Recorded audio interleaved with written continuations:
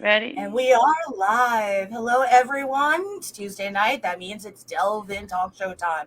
I'm your host, Loren Malloy, and this is my co-host. Jessica, how you doing? We have two very special guests. Guys, why don't you introduce yourselves around? Go ahead, Alex.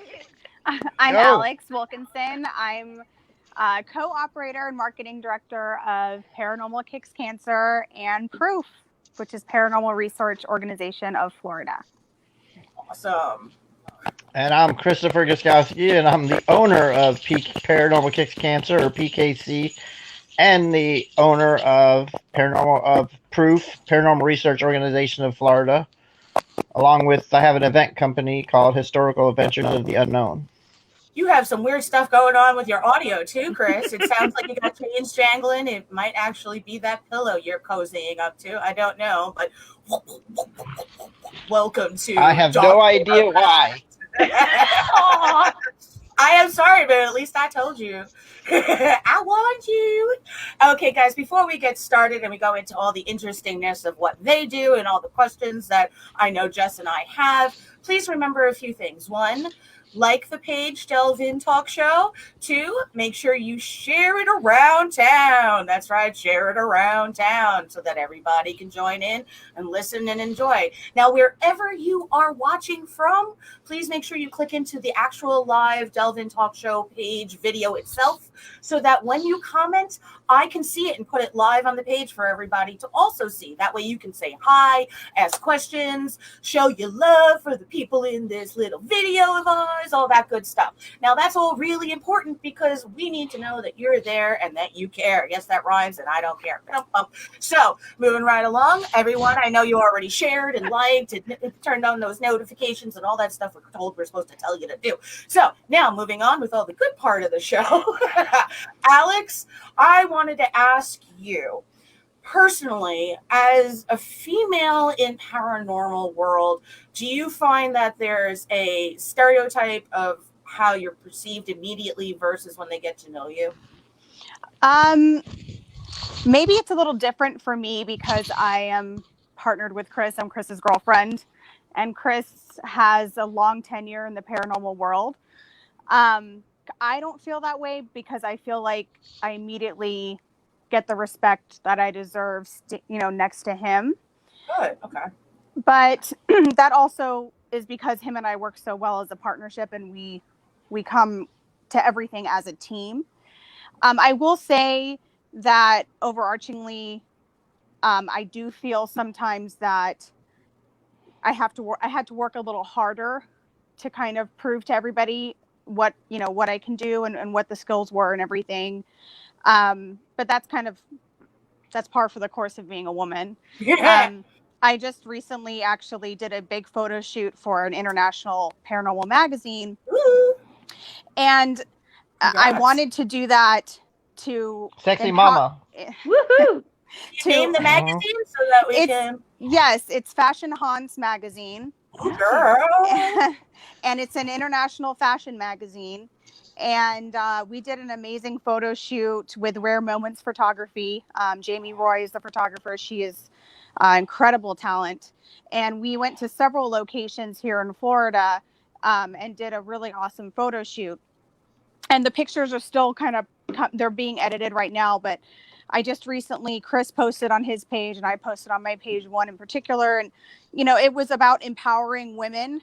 Nice. And calling myself a ghost hunter, a paranormal investigator, but also showing you can be strong, beautiful, sexy, and still go and hunt ghosts in the dark. That's epic. I knew to ask you that question. See, I knew you'd have some awesome answer. I was like, I'm cutting just off at the pass and asking this freaking shit because I knew you had some good stuff. Now, Jess, I'm going to let you take over because you had an amazing question for her that was basically, we could keep it as a general topic without delving too deep into personal, but you had an awesome question that I feel that anybody that is dealing with anything possible might want to know about. So why don't you re-ask her, because I will admit, I told you, stop right there. The audience is going to want to know the answer to this. So go ahead and take back over and I'll be quiet. So, Alex, you were saying that you are a sensitive on the team, and you are able to control what comes in. And I was wondering how you go about managing that. And how do you know if it's not a human next to you that you're absorbing this energy from, and it's something in the Negative paranormal range? world, in the paranormal world. So for me personally, it's taken a lot of time. When I first started investigating, it was very overwhelming for me. I felt everything, and I actually had an experience where I got almost fronted, if you would, by a male spirit. I was in a haunted jail at the time. I was one of the only female investigators. One of the other lead investigators was, I don't want to say uses me as bait, but was definitely like, look how pretty Alex is. Don't you want to go talk to Alex? Blah, blah, blah, blah, blah.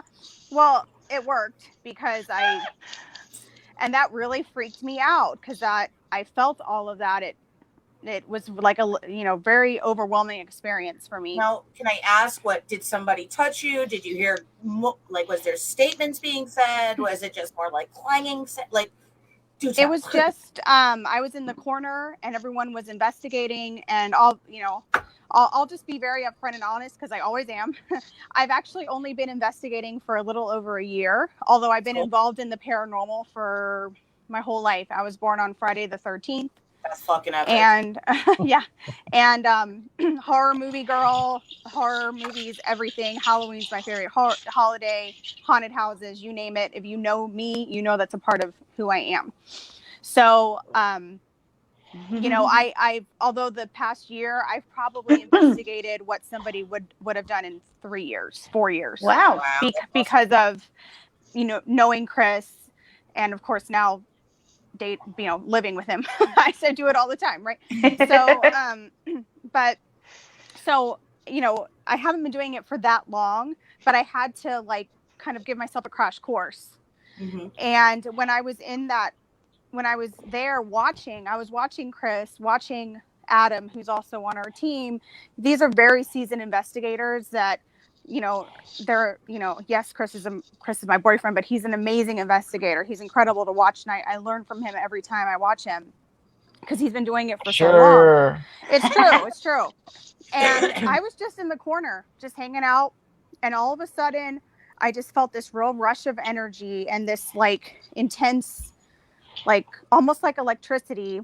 I remember seeing eyes look at me, almost like, what's up, girl? You know what I mean? Nice. Yep. And then I felt it go in, go through. Ugh.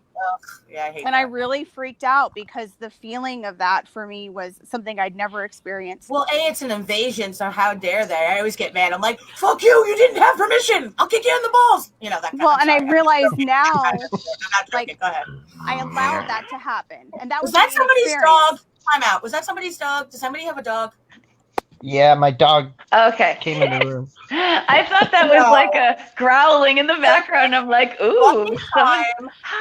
I was like, anybody listening to just the audio, it sounded like a demon agreed with me.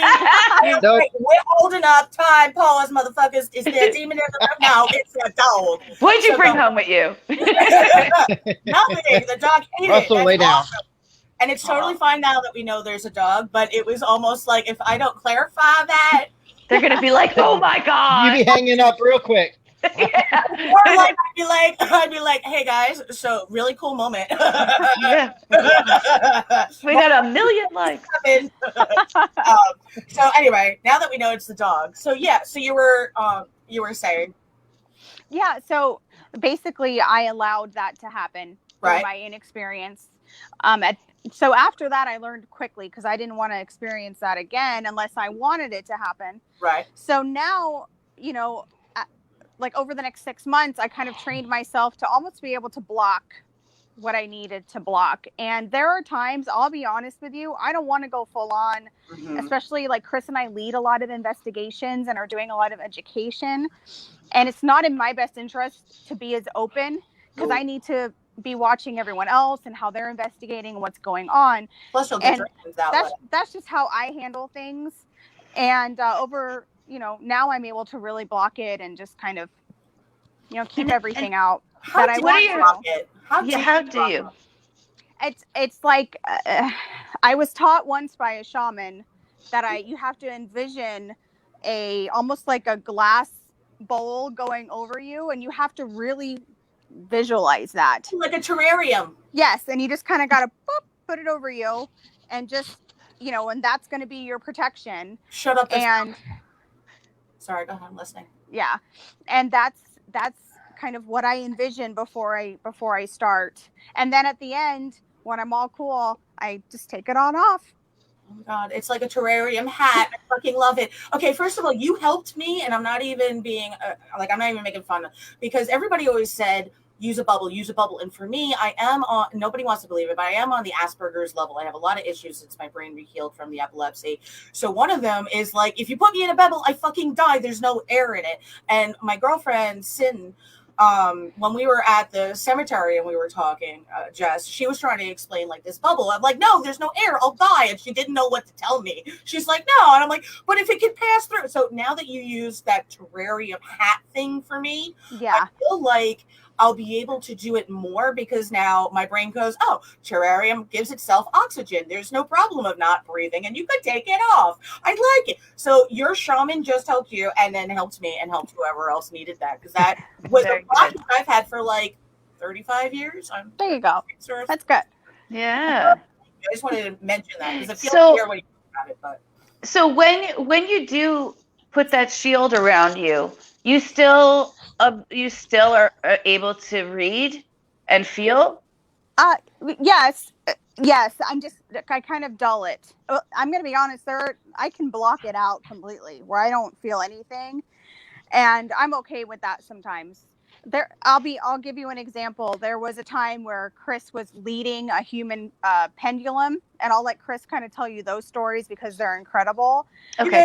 A lot of times, like when Chris is in his zone, it's best that I take a step back, and it's also best that I have my eyes wide open for him, to make, maybe I miss something that he doesn't see or whatever. A lot of times I'm video him when he's investigating.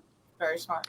So, I know when to kind of step back and let him lead, and vice versa. No wonder the two of you work so well, because that way you're able to step back and be light warrior while he's doing light worker, and he's able to do vice versa, where usually there's such an ego complex is the only term I have for it, where no matter the gender, there's one party or the other cannot take a step back and say, okay, I'll watch and shield and protect you, with enough trust for the other person to go, cool. And I believe that. So it's beautiful that you guys have that, because that is a rarity of going, I can step back and protect you, and that, and go, okay, to be able to do that, where most people go, I'll keep one eye open.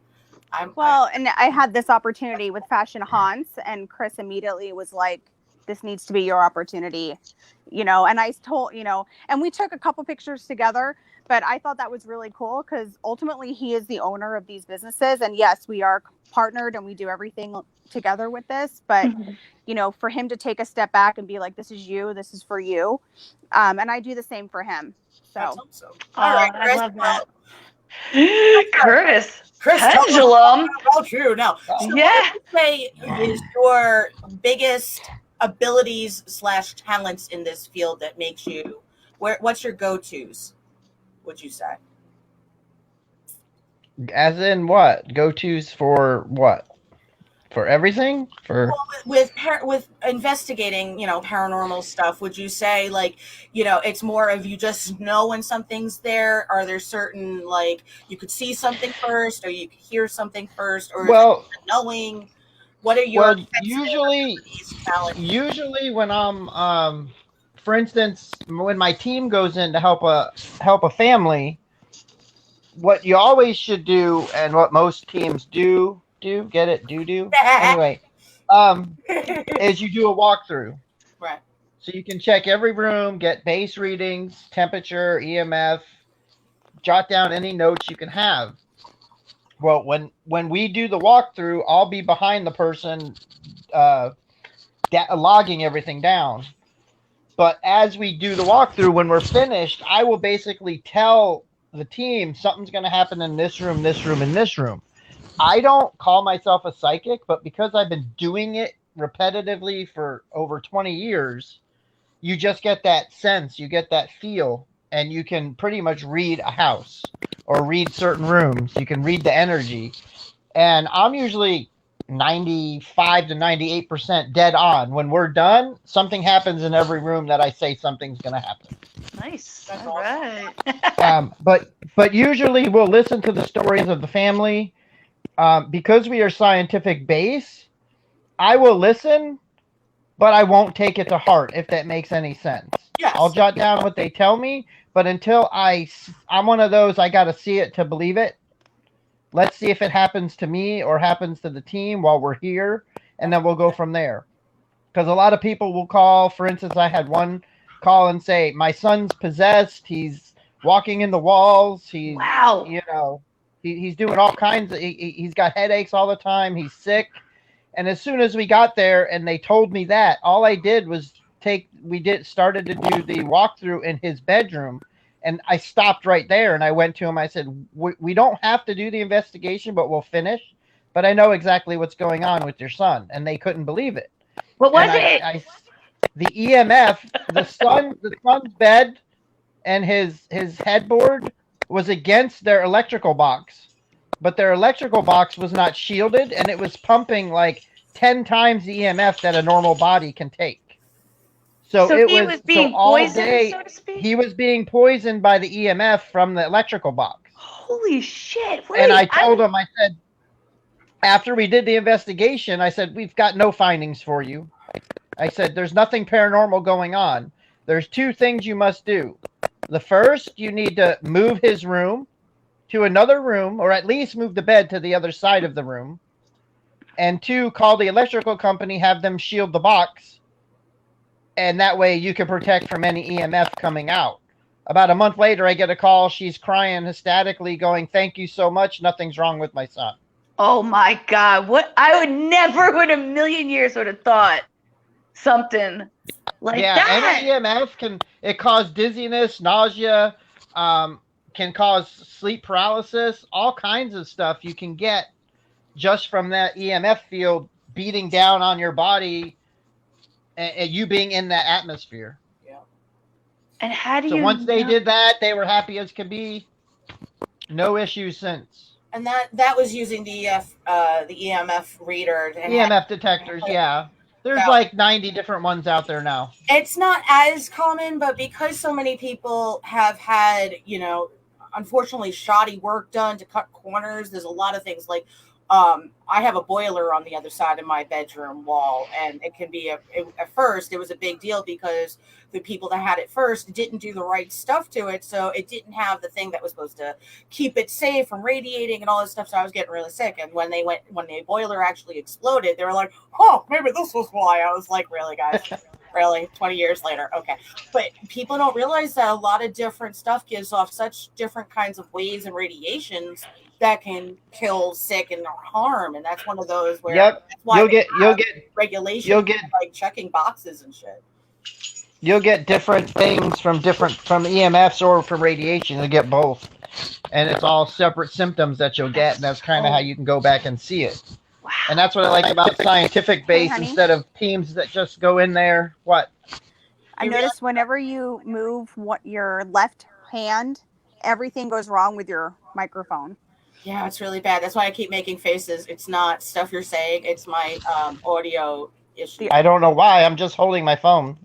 But I think there's a connection issue with the wire, because I've noticed whenever you move your hand, so you must be hitting it or shaking the phone. The part here also, if it's one of those unplugs and plugs into this part, I've had that happen. No, it's directly in there. So like right now you're fine. Can you talk right now? Yes. Okay, right now there's no issues. Okay. But I think it's because you're not moving your hands. Oh, it happened again. Maybe. And I didn't touch the wire. Sit up. Stop. What? I said we're gonna sage you and sit up. It might be the dog too. Could be a little bit. The dog is at the other end of the bed, not even near me. It's so funny. Yeah, we've been guys. Just if anybody's listening, we've been having an audio issue since we connected at 7:30. So I think one, there's a snowstorm going on, so that's definitely interfering, and two, some entity is like, shit, these 4 people cannot be talking right now. So I banish you, evil spirit. Leave us the fuck alone and leave our audio alone. So okay, go ahead. I get so excited when you guys were coming on. I was getting really excited, especially because you've been doing so many radio shows. You're obviously well known.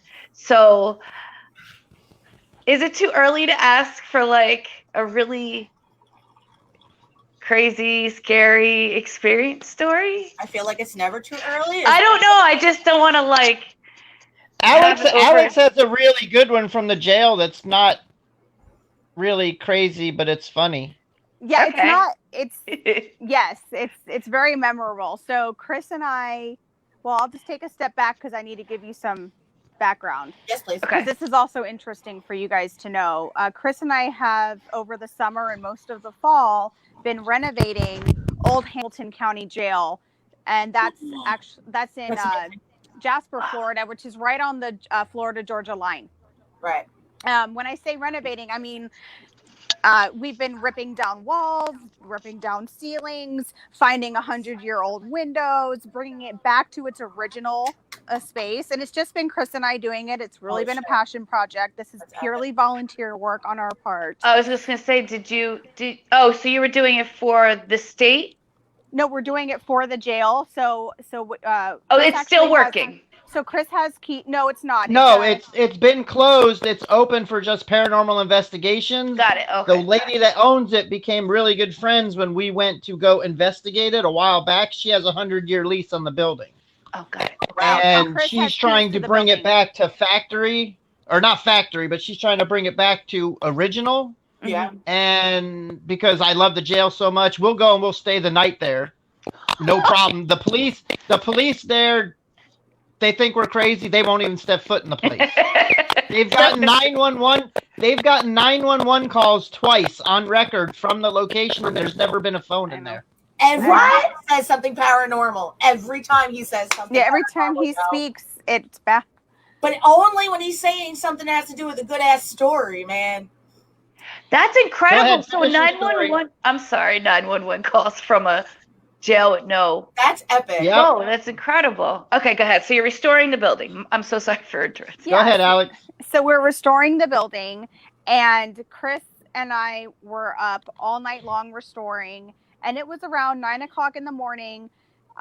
Chris was asleep. He was grabbing a couple of hours, and I decided to FaceTime my sister and take her up through the jail. And I'm like FaceTiming, talking, la la la. And I'm like at the very top towards like the very back. And I look, and there's what is very clear to me is human feces, a very large pile of human feces. What? And I immediately become afraid because this is not exactly, this is in a small town. That's not it's an abandoned building, and it was very fresh, and there's lots of places to hide and to sleep, and there's bathrooms because it's a jail, right? Mm-hmm. And I'm like, is there somebody in here? Like, it was, you know what I mean? I'm like, is there fresh like that was yesterday? No, it was fresh, and I'm like, holy moly. And so I go running downstairs, and I'm like, Chris, wake up. You got to wake up. There's poop upstairs. And I'm like, you got to grab your gun because there's poop upstairs. And Chris looks at me like I'm talking alien. He's like, grab your gun. There's poop upstairs. He's like, what? And I was like, truly like afraid. I'm like, there's poop. And he looked at me like, what are you talking about? And then, yes. And of course he does come upstairs and we do find out that it was a mentally handicapped person that came in and was kind of playing a little bit of a prank, but after that Chris actually boarded all the doors with steel, like 2x4 rod things. I reinforced it so no one can go in. Good, okay, because that's dangerous. Yeah. But I'll never forget. I know it's the story that has nothing to do with a ghost, but you know, You thought it might have been. I was like, Can you imagine? I was like, there's poop upstairs.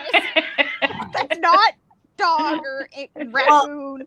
You know, the only reason, you know, that makes so much sense is because of how often, like, you know, that stuff happens, but nobody thinks about it. How many homeless go like running in and out? Because like there's Kings Park Sanitarium near me, and they kicked everybody out in 84, whether they were well or not. Nobody talks about, you know, in 84, how many people got kicked out of, you know, sanitariums and shit, and how many of them just keep coming back because that's the only place they know. So like, I'll go into any of those places, or like I'll go walking because you can walk the property, just not in, and you'll see these girls coming out being like, there's ghosts, and then you see like a homeless person in the window like, and I'm like, well, that face, by the way, was gold. I saw myself. That was ugly. Moving right along. That's why I do horror. But I also worked at a library, and I worked nights for security for one of the sanitariums in a different state. And there's constantly homeless that show up and like just defecate places, and like you'll turn a corner and be like, I almost hope it's a ghost. Oh, it's him. Oh man, put your pants back on. Damn it. You know, so when you say that stuff, it's when it's a very large pile, you know, he decided to really make it worth your while. that shows a level of like, this is my property. I pooped on it. It's mine now. So that's why mentally ill is the correct term. And I feel really bad because that is a scary thing. I'm so glad you did board it up, because the fact of like, especially that guy tells us safety for you. All know each other. They all live usually in little communities in hidden spots. So if you're like, oh, come fuck with these people, and all of a sudden you got 15 of them, you don't need zombie land moments of like, I am mentally ill, I want to fuck with your face. No, I didn't have a scarred childhood at all. So that poop story is terrifying, only because also think about where were you when he decided to do this? Yeah, was he watching? Well, and that's what I thought. Well, and that's the thing is the door. Sorry, this is longer. The outer doors were all locked, so he squeezed in through one of the doors that we can't shut because it has to be chained shut. Yeah. So all the doors that like where we were sleeping is unlocked. Yeah. Because you figure the doors are locked, but they weren't. I've known some that will get in, drop down out of like sunlights and just crash down and be like, I'm back in. Like, I come from the ceiling now, child. Like, what am I supposed to do? But now we barred them all in with thick lead pipes, and you have to pull the pipe out to, you know, get in on all the doors. So, but yeah, we found a lot of cool stuff there. There's also, while we were investigating there years ago, before Alex ever was there, me and Adam would investigate, and everywhere we'd go, back to the poop thing, but anywhere we'd go, you would smell a foul odor of a person, like farting or whatever. But everywhere we went, he would follow us. And then we would split up because Adam's a blocker. The way we work, because our chemistry is so awesome, he'll block, and then they'll come to me, and then vice versa. So we kind of can follow him around. But this point, we were just like, look, we're not chasing you. You come to us. This is your location. This is where you come all the time. We want to learn your story, so you come to us. And then he would come to us, and then all of a sudden he would go away. But then we would sense that there was something else there and pick up, like, EVPs from maybe a female, because there's female and males there, and it was segregated back then. This jail, just for some history, is the last two legal hangings in Florida were done on the property. Oh shit! Yeah. Oh. And a college did a science project around the jail using ground penetrating radar, and it's on record. I don't know what college did it, but they found 89 unmarked graves buried around the jail. Of course they did. That's awful. That's crazy. So anytime we get an EVP like, hello, that's John, we're like, that could be one of 30 Johns, because there's Johns buried everywhere. So the history is kind of hard to get all the history, but we start compiling it now. So the more we can compile, the more we can distinguish and figure out, were they were they a prisoner? Was it someone that something happened outside? And try to just get the history. The key thing to the paranormal is knowing the history of the locations and what's gone on there to then compile it with the scientific stuff that we find to try to make a timeline for the location. Without That the makes history, sense. we can't do the paranormal. Right, that makes a lot of sense. So Alex, I history feel is a like big you thing. EVPs in your house right now, just for Chris. Do you So, a couple fun facts. think Chris and I actually have 2 Dybbuk boxes in our house. well, there you go. That's What's that? A Dybbuk box is a box that houses a spirit, Why? and it's Yeah. actually trapped 2 of them. inside. 2 of them they got. Why?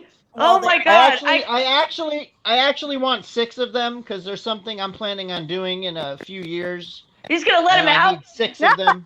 Well, I always say don't make us angry because we'll send Right? you. No, we'll it's send gonna be the walkway to the entrance of something that I'm gonna do. So So And my then- fear is go ahead. No, go ahead, honey. My fear is that I'd be sleepwalking or something like demonic would take over me and somehow that thing would get open.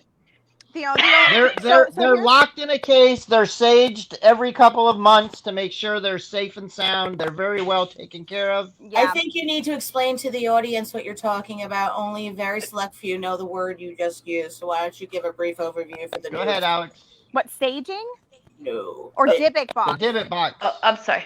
Okay, so a couple fun facts about the Dybbuk boxes. Zach Baggins actually has made them quite Yeah. famous. Zach. He's But got the most well known. He's got it in his museum. Yeah. Go yes, ahead. and yeah, so of course he made it very famous with his museum, but YouTube has really made them quite viral because people are opening them and Yeah. videoing them. Are I you don't find that very respectful. But of course, it's all about clicks and everything like that. What's awesome about Chris in particular is he is extremely respectful of everything like that. So they are sealed in our home. But a Dybbuk box is a box that is usually encased in wax, and it's usually wrapped in wire. And the only way to open it is to really be incredibly intentional with opening it. Okay. There's no going back. You can't pretend to open it and It's not a jack in the box. So all of them are encased in wax and wrapped in wire, and it's just very. Where did you get these 2 creatures from? So so this is a funny story too.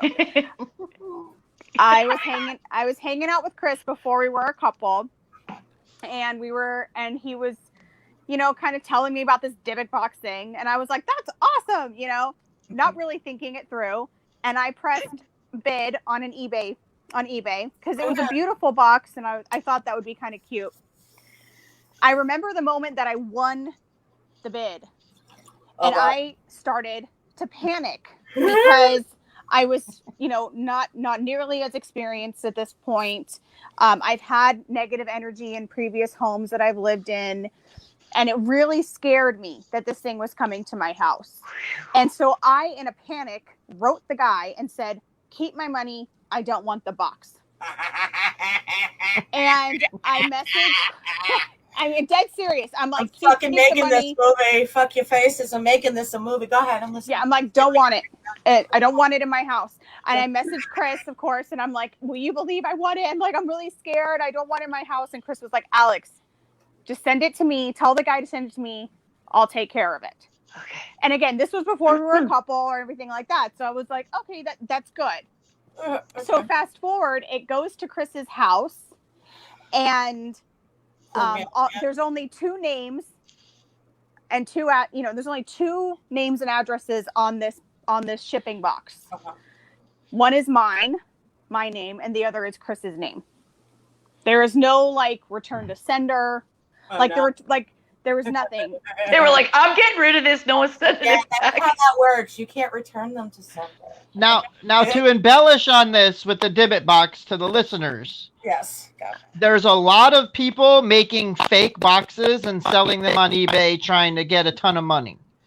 The box has to have a true story behind it, and you have to research the box to figure out if it's real or not. Now, this one I believe is real because the story that we got when Alex asked him was the guy went, I don't even remember where it was, Colorado, somewhere up in the mountains somewhere.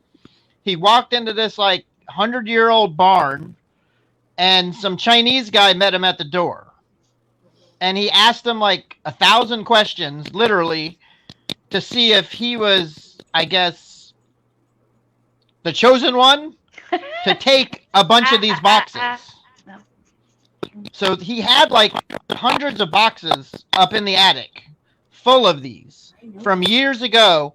And the guy said when he walked in, there was like spiders the size of his hand, like breathing at him. Like, if you're the wrong person, we're going to attack you. Like Harry Potter stuff. Shit. Yeah, no, this is not the first time I've heard this. Go ahead. So after the questions were asked, he then brought him to the other room, and he said, you seem worthy enough to take care of these for us, because either he was going to die or something, the guy looking over them, I don't know. Whoa. So then after that, the guy gave him the address, and the guy sent him 25 boxes to his house. And the guy said as soon as he got them, weird crap was going on in his house. He just had to find a way to get rid of them.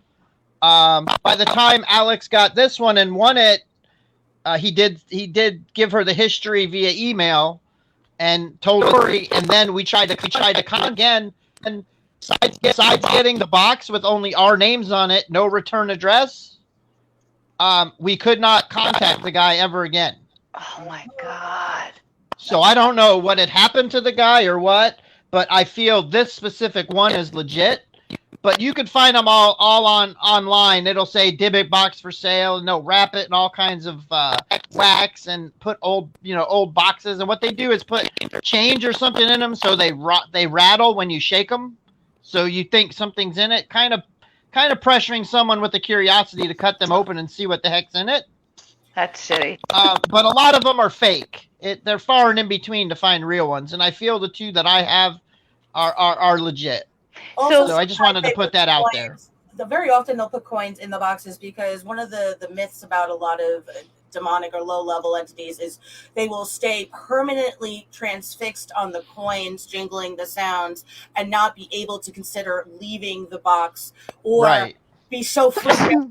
Season on the truth. Yes, it's true. Bless you. So, the jingling of the coins, that's why back in the day they would always have certain types of coins that would, if they saw when you throw them on the ground, they would be stuck either counting the coins depending on the type or freaked out by the sound and not be able to harm, so that the rattling of it would keep it either entertained or too fearful to be able to be powerful enough to either break out of the box, make you do stuff, blah, blah, blah, blah, depending on the type it is. But the scarier part is there's a dude that had 25 of these demons in little boxes already, and then thought some random dude was a good choice. Yes, he has 25 boxes. Plus, anybody thought of Hellraiser just a little bit at the beginning? Yes, I have a little tentacle. None of those faces were attractive. I'm never watching this video. I did way too many ugly faces. Oh, Don't care. you're beautiful.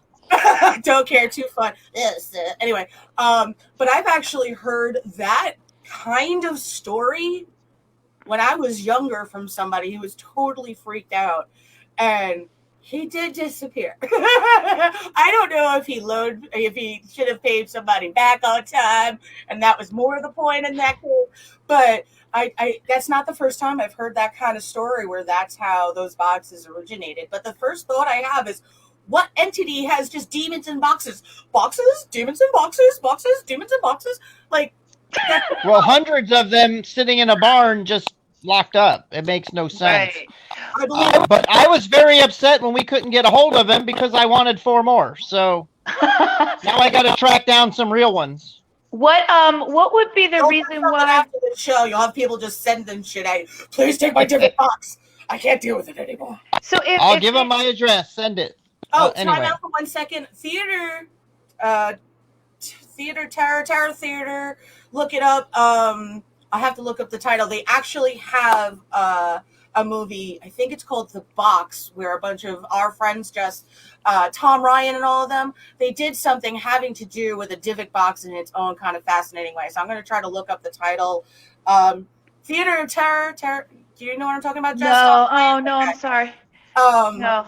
But anyway, just because they did a fantastic job on that, and they're also independent horror, so I always like giving a shout out to somebody that made a movie based. It has a similarity where you're like, you like that topic? Here's a movie for you. So I'm keep looking that up, and I'll put it in the comment section, so I get it right. Because with my dyslexia, I mess stuff up accidentally because I can't see it right sometimes. But anyway, so now you have 2 of these. Can we see these boxes, or is that like a fucked up thing to ask? Like, if it's no, then no. But if it's yes, please. I can show you. Yes. See, I'm ballsy. So what would it be if they can't come out? Why would somebody that has a number of them be having things go on in the house? Well, these were in a barn, but it depends on what type of energy it has and what's attached to the box. Just like the box itself. Okay. It would be like not respecting a Ouija board. Got it. Probably also they weren't saging it or something either, would you say? Probably not warding it properly in the first place.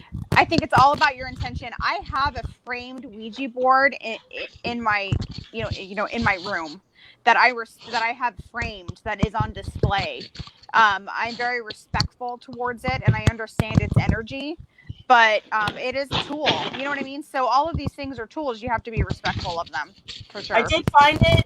I put the link up in the comment section. Their Facebook page is Theater of Terror, and their movie I was talking about is the sounds coming from Chris's thing is like, it's killing me, man. It's killing me, Smalls. The book I'm trying to get more light.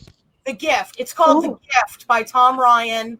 And it had Adam Ginsberg. Honey, you're showing everybody our Christmas decorations that aren't put away. How beautiful! So this is the case. Still up. This is the case they're in. They're blocked up. Okay. It got worse as he got closer. And I have Go down a little bit, honey. We can't see them. Hang on a minute. Mysteries of the Unknown books, ghost hunting books, and then here's the boxes. Wait, your thumb's in the way. There you go. Here's the boxes right here. I see Those are big. I was thinking like a little tiny thing. That's the one that I had that Kate was going to. I'll sage them again, but this is the other little one. Oh, that makes sense with the wax on it. Yeah. And if you listen, you can hear God, it. he's screaming in there. Ow, my eyeball twitched. I'll restage it now. And then this same thing. It's hard to hold the phone. I understand. I'm sorry. Now, is that metal container or is that wood? Metal. No. They're wood, and the other one is some kind of, it feels like wood, rosin mixed. Rosin, probably. And it's like made from like India or somewhere. It's an odd location, not like a China box. But that makes sense because the certain type of wood and resin used would be for encapsulating versus right. And then you also have to look as far as the time frame of when the material's put to see if it's real, or if they just went to Walmart, bought some boxes, and made. Yeah. So that's kind of key to getting a real one compared to an old one. Russell, come here. Out.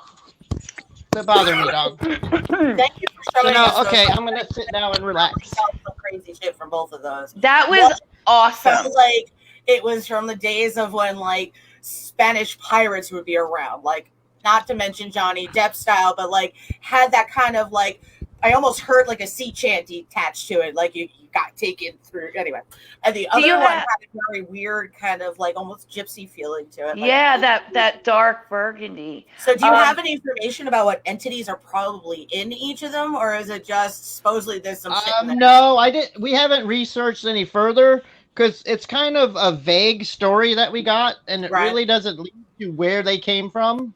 Right. So I can try to date the boxes and stuff. They came but from once hell. I put them in and I saged them, I just said, okay, we'll leave them there for now. No one can break them. The cats can't knock them down. The dogs can't do nothing. Yeah. We can't get up and sleepwalk and break them. That's a good place for them. That's me. Dang. Do you have that reminded me of Ed and Lorraine. Warren. Yeah, they have all those trinkets and Yeah, they have their museum. Warrens, yeah. Oh, yeah. Yeah. I've Who actually are met these both people? of them before they passed away. I met them both years ago. Oh my Wow. God, I would have been that would have been amazing for me. Congratulations. You should. I've you met should put just about that. everyone. Everyone in the shows, I pretty much met everyone. If I got most of them on speed dial, except for Zach Bagans. But Dang. I mean, because if I meet, Someone's badass. it's such an honor. Like that should be something you can put on your resume. Yeah, we only have 15 minutes left. It's to help our clients. If I can't handle something, my group Scientific Base, we started in 2006. We're pretty well known. But the biggest thing is we stick with the families through everything. We don't just go investigate, not return evidence. I've got a family in Plant City. I've been working with them for over 15 years. When we started, their kids were so young and stuff was happening to the kids that we couldn't get to the bottom of it. And about 4 years ago, their kids grew up. They wanted their kids to be involved in the investigation. And we had almost a full hour of 9 devices going off, answering questions that we've never had before, with the kids there asking questions as well. Wow. And we still talk to them. We did like 8 investigations at their house, besides talking on their phone when things have happened. So we stick with them. You know, same thing we do with Paranormal Kicks Cancer. When we help a family, we stick with the family. And I wanted to go into that because we only have about 10 to 15 minutes left. So I'd like you to be able to talk about the Paranormal Kicks Cancer before we have to close out the show. And then we'll have to have you back on because I know it's too much. This is too much. I'm like too excited. I have like so many questions, but we don't have. Yeah, so please do tell us about Paranormal Kicks Cancer. Well, Paranormal Kicks Cancer, basically we set up events and we bring paracelebs, that's what they call them, people from the TV shows. They'll come, they'll speak, we'll do raffle prizes, we'll have vendors, and it's just a whole weekend of fun. Everyone's welcome, even the kids are welcome to come. We'll do kid investigations, trying to get kids involved in them, as well as businesses around town to help them push to just donate stuff for the raffle prizes. And basically, we give 75 to 80% to the children, and we only work on 20 to 25% is our overhead. When's the next? The next one is in. Go ahead, Alex. Sorry, I just burped. In Virginia. Yes, it's in 2.5 weeks over Valentine's weekend. We have an event in Mechanicsville, Virginia. It's in a haunted cabin that's on a haunted 7-acre wood, and right next to that is also a haunted brick rancher. Inside the rancher, very sadly, a young 12-year-old girl was raped and killed. She was then dragged into the wood, and that's where they found her. So all of that is off the chain. We have the Southern Gypsies will be there. They're awesome. The paranormal paramedic will be there. Dave Spinks will be there, and Chris and I will be there as the celebrity investigators. It's gonna be a blast. Nice. Okay, so say the actual dates again for everybody. So on February 12th, which is a Friday, we're going to be doing a haunted trail through the haunted woods. That's now, more of a location for anybody who's listening. Mechanicsville, Virginia, and it's called the Cabin on 360. And we can send you the flyer. Awesome. I also have the link for the Facebook page scrolling at the bottom of the page for everybody so that they can go to that and like it and follow that, just so everyone is aware. And the backwoods is also there was Civil War battle done on there too. Oh my goodness. There's a lot going on in this one location. Wow. So February 12th is the haunted trail. That's kind of geared for couples because it's Valentine's weekend, of course. And then February 13th is the actual investigation itself. We're very close to sell out on that event. We only have 11 spots left, and that's a hard stop because of COVID restrictions. Oh wow! Well, it's awesome that you guys can even do the event. I'm very happy for you. I'm sorry that I won't be able to either attend or support somehow. Too I'm far actually away. going to ask Al if we could do it. So you might have two more.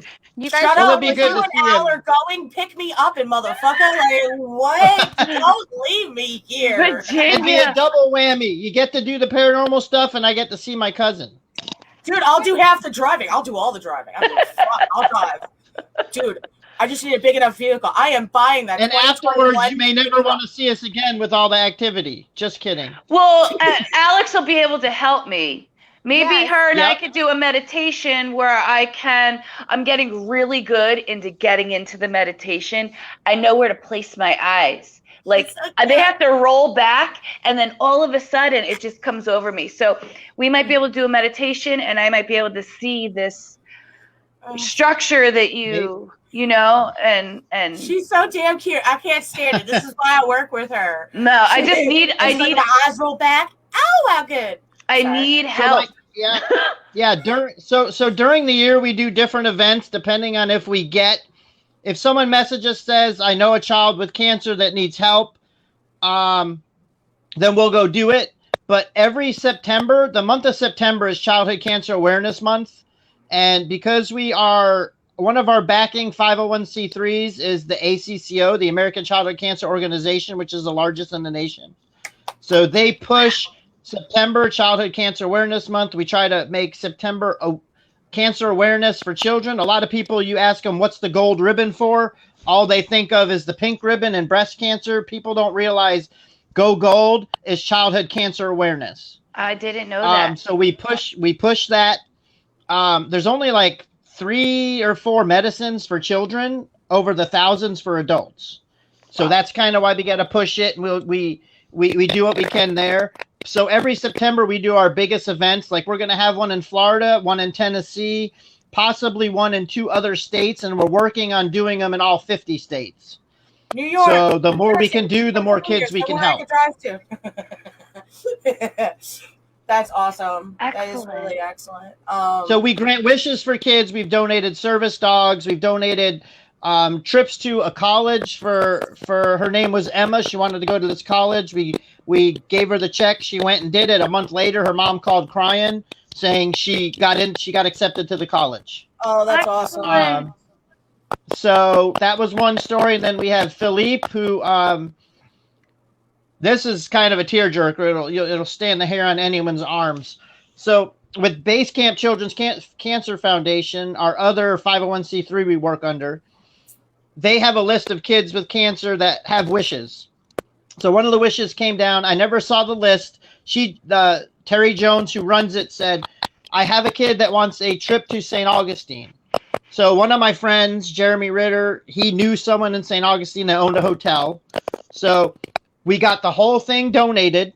And I'm like, Terry, we've got his wish granted. We're going to use him. We're going to bring him. We're going to give him his vacation trip that he wants with his family. So I messaged her the information. She sent me back. She goes, Chris, you need to message me now. And here I am thinking, great, don't tell me something happened. He can't go. And she's like, no, I just sent you an email. Read the letter.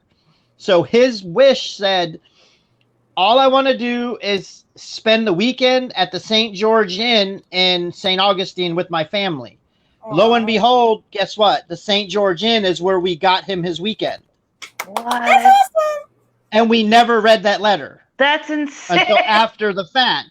So it was cool because we showed the owner of the hotel the letter, and we've got all kinds of pictures with the owner spending time with him, giving him the weekend that he wanted. Oh, that's epic. So everything was for free, and then he had $500 to spend on top of that.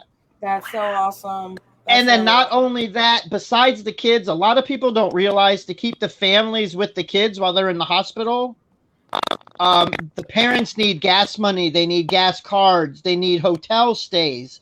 So that's where we step in and say, okay, instead of granting them a wish, we're going to keep you with your son or daughter as close to at the hospital as you can, because kids can't do this on their own. They need family.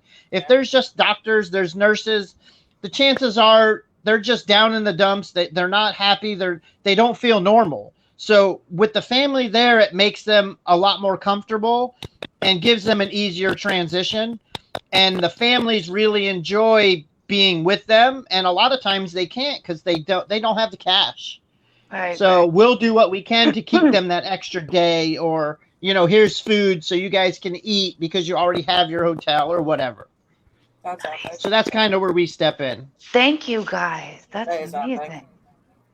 That is truly awesome. So your next event is Valentine's Day weekend, and you still have some slots opened up, and they can check on the Facebook page, which is scrolling on the bottom. And I will edit for all the other places this will be. And your next one you already have planned is September. You're going from here to September, or do you have one? No, in we are between booked every single month for the entire year. Oh wow! Is it all at the same location, or No, is it just across the country? We're completely so no matter where nationwide. somebody is, they'll be able to possibly find one of your events to still go to. Yes. Yes. See, that's why I wanted to make sure I asked, so people are down at the dump. And one other thing that we do is that the money raised at whatever state goes back to that state. A lot of people question, why are we taking the money and bringing it to Florida? Well, the way things are with HIPAA laws and just the 501c3 itself is the cash has to go in some account to then go back to wherever. Yeah. So any state we do it in, the money goes back to that location. So we are still helping that state or that city or wherever. It's going to go back to someone there. Just so they realize we help that location. We don't just come and then be like, well, we're donating this and you're taking it somewhere else. That's not how we work. Are you guys going to be in Pennsylvania anytime soon? We're working on a few things. Yeah. My sister lives up there, so she lives in the Poconos. That's where we are. Oh.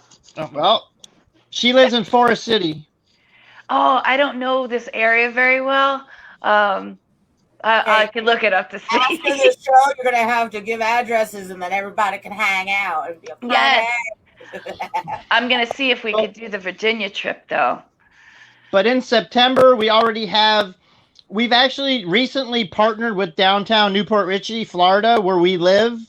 And they're allowing us to do a full ghost tour, pub crawl, and we got like 9 locations to be able to fully investigate that we're working on. I know of 2 that were definitely allowed in. We're working on 7 others that haven't said okay yet, but I'm sure they will. So we basically got this end of the woods that we're working with, and the city's backing us. So it's definitely a go. It's just a matter. I just recently got hurt and I couldn't walk. So it was supposed to launch in January, and now we're going to launch it here soon once we get all the meetings and stuff done. But they've approved it. They want us to do it. And there's really a lot of history down here. Excellent. But September, we're doing it downtown Newport Richey for Paranormal Kicks Cancer.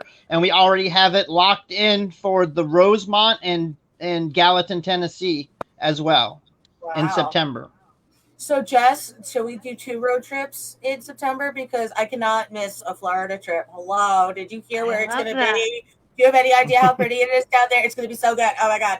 All right. I'm trying not to geek out, but it's fucking epic. People don't understand how epic of what you just said. That's a lot of fucking cool stuff. To have an entire town, that town, be able to be like, yeah, for sure. That by itself means that, you are. Yeah, we got a theater. We got a very well-known hotel called the Hacienda that Joe Kennedy stayed in. Gloria Swanson stayed in. They apparently had an affair there.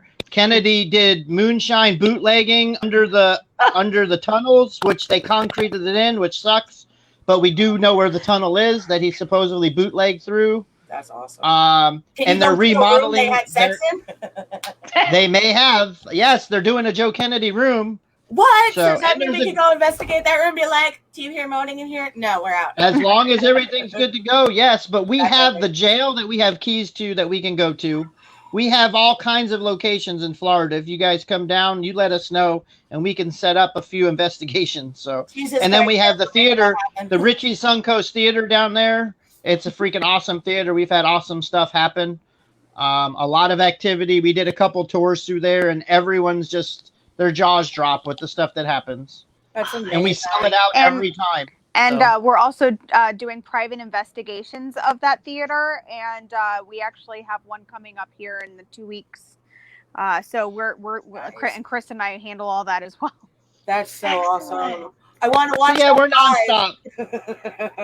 I want to watch you guys live investigate. Yeah. Do you have do you have anything filmed? Filmed on YouTube? So on our website, flghosts.com, that's flghosts.com. You'll be able to click and look at all of the subsidiaries. Is that right? But if you go to Proof, there's an evidence tab, and there's a lot of video evidence there that you can go through and check out. Oh, I can't wait. I'm doing it now. There's also there's a lot there. There's a lot on there to see. You'll be able to read all about our team members on Proof. You got to go to Paranormal Kicks Cancer and read about that story. Historical Adventures of the Unknown. We have a lot going on the website, and we're just about we've also recently launched Paranormal with a Purpose. So not only are we working on helping kids with cancer, Paranormal with a Purpose opens us up to helping wounded vets, battered women, abused children, across the board. Because when my dad passed away 3 years ago, he always said that our children are our future, and he passed away of cancer. So I said I had to do more, and that's where the ACCO came into play, and we went nationwide. And then I opened that tab up because there's a lot of people and a lot of things people don't even pay attention to, like battered women. They always need help. Yeah. Wounded vets, children, just across the board. Anyone we can help, we will help. Wow. So, and because of HIPAA laws, it's word of mouth that we get to help these people. So anyone out there that needs help or knows someone that needs help, they can contact us through Facebook, and we can see what we can do to help and what we can set up. That's awesome. Well, guys, this has been a great hour. I'm going to stop it here, and I thank you all for joining. I thank everybody for watching. You guys have been epic guests. Thank you so much. We're definitely going to have you come back on the show. Thank you for all you're doing for all those that are hurt and sick. And everybody, next Tuesday, make sure you join in the Delve In Talk Show with me and my co-host, Jess. See you then. Bye.